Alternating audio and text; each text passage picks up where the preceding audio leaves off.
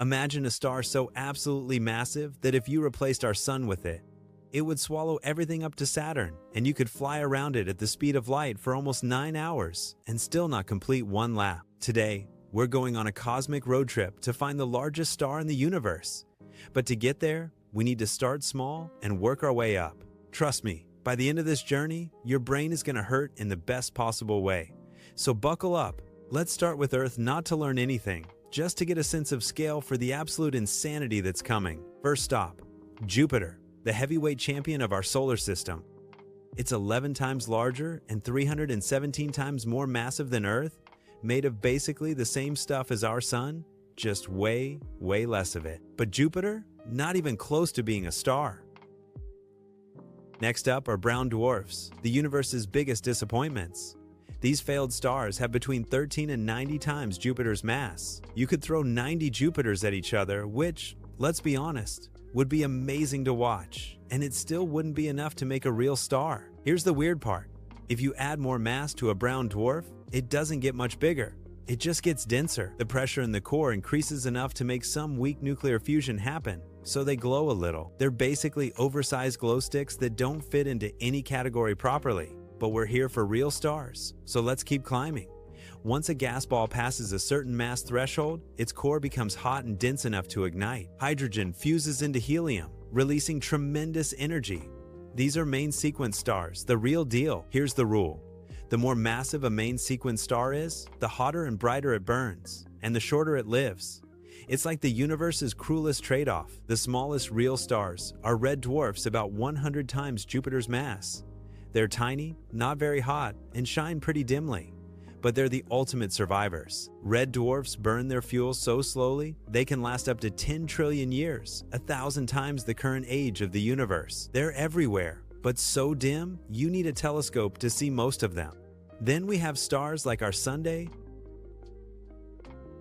It makes up 99.86% of our solar system's mass and burns far hotter than red dwarfs, which gives it a lifespan of about 10 billion years. Not bad, but let's go bigger.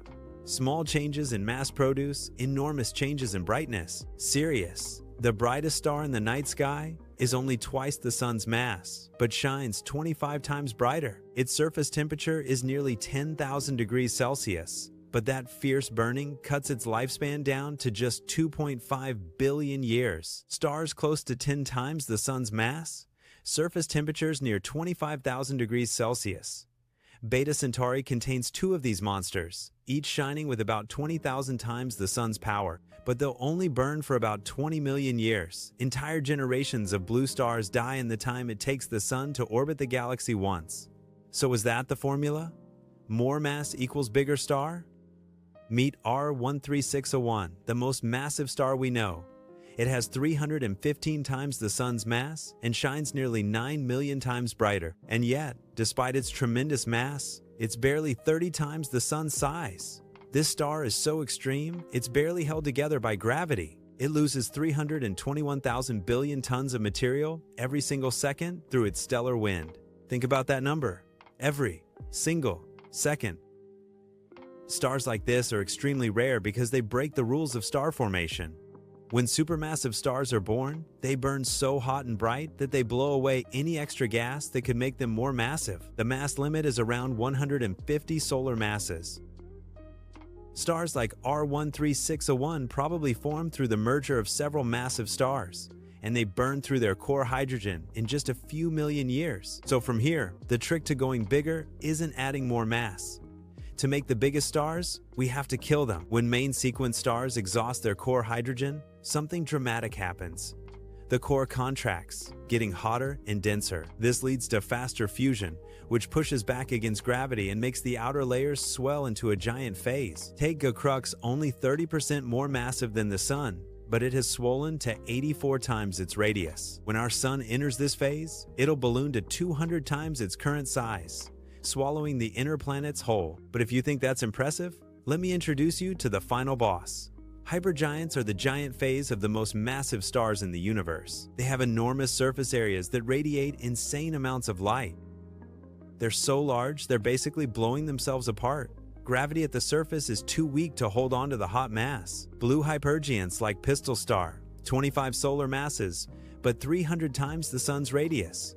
It'll probably only live a few million years. Yellow hypergiants like Rho Cassiopeiae, 40 solar masses, about 500 times the sun's radius, and 500,000 times brighter. If Earth were as close to Rho Cassiopeiae as it is to the sun, we'd be inside it. You would be very dead. Only 15 yellow hypergiants are known. They're likely just a short-lived transition phase. And then we reach the largest stars known to us, Red Hypergiants.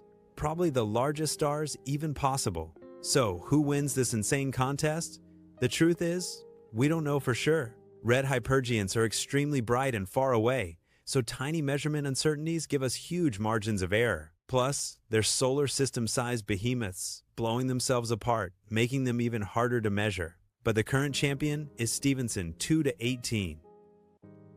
It probably started as a main sequence star a few tens of times the sun's mass, and has lost about half its mass by now. The largest rough estimate places it at 2,150 solar radii, nearly 500,000 times more powerful than the Sunday. Our brains don't have a way to grasp this scale.